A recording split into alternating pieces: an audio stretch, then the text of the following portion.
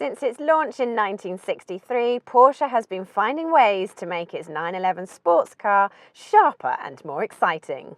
A fine job it's done too, but in 2015 things changed as the focus moved away from seat-of-the-pants driving thrills to a more grown-up, comfortable ride, technology-laden interior, and purists look away now. Turbocharged engines.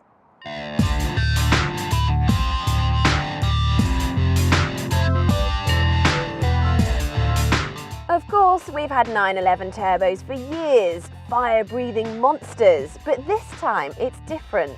They are turbocharged for a different reason, and Porsche has equipped all models other than the motorsport-inspired GT3 with a turbocharged engine, including the basic Carrera and this Carrera S. Essentially, this is a development from the existing 911, so interior space remains the same, with two tiny seats for small people or luggage. You even get Isofix. Personally though, I'd rather be in the front. Where interior quality has taken another step up, and with more controls to adjust the seat and steering wheel to find the perfect driving position. Porsche's infotainment system features a new screen with extras such as pinch to zoom on the sat-nav and Apple CarPlay, so you can access your phone's key functions on the move.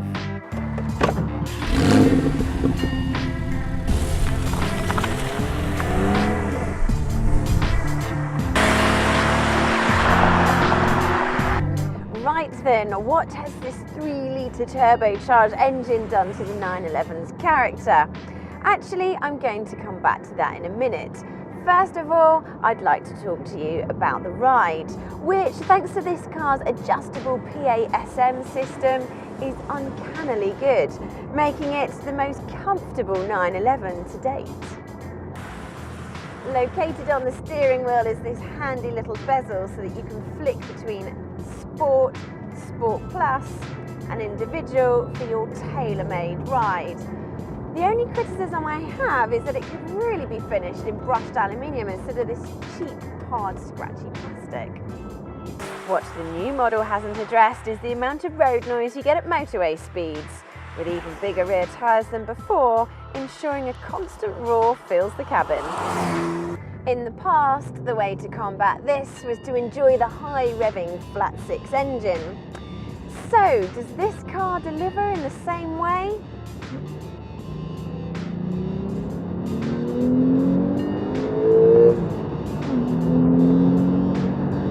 No doubt it's fast, but it just doesn't have that same spine-tingling howl. These turbos mean that peak torque arrives at 1700 RPM instead of the old models at 5600, which is great for lazy overtakes, but you don't get that same sense of occasion where you build up the revs waiting for that explosive performance.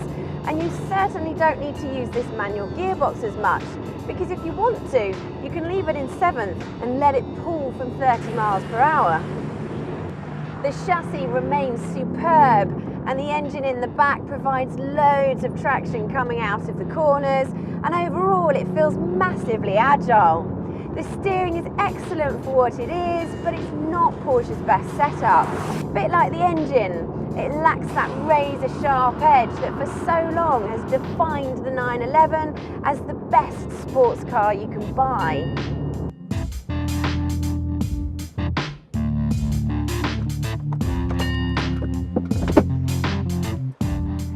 To be clear, the 911 is still a formidable machine, able to sprint from 0 to 60 in just over 4 seconds, tops out at 190 miles per hour, yet is still usable every day with a decent amount of space and good visibility.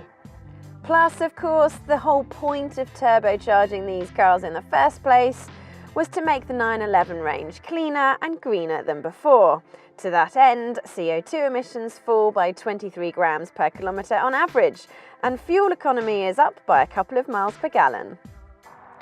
Objectively, this is the best 911 yet. It's more comfortable, easier to drive, and in our hands has returned almost 30 miles per gallon, which is remarkable for a 414 brake horsepower car. But hang on, those aren't the qualities of a 911, and in rounding off those rough edges, it's kind of lost a fraction of the magic that used to make it so special. And for those reasons, it's not quite so easy to fall under its spell. Now, before you go anywhere, don't forget to subscribe to the Telegraph Cars YouTube channel by clicking here, and to read in-depth reviews of other new cars on the market, click here for the Telegraph Cars website.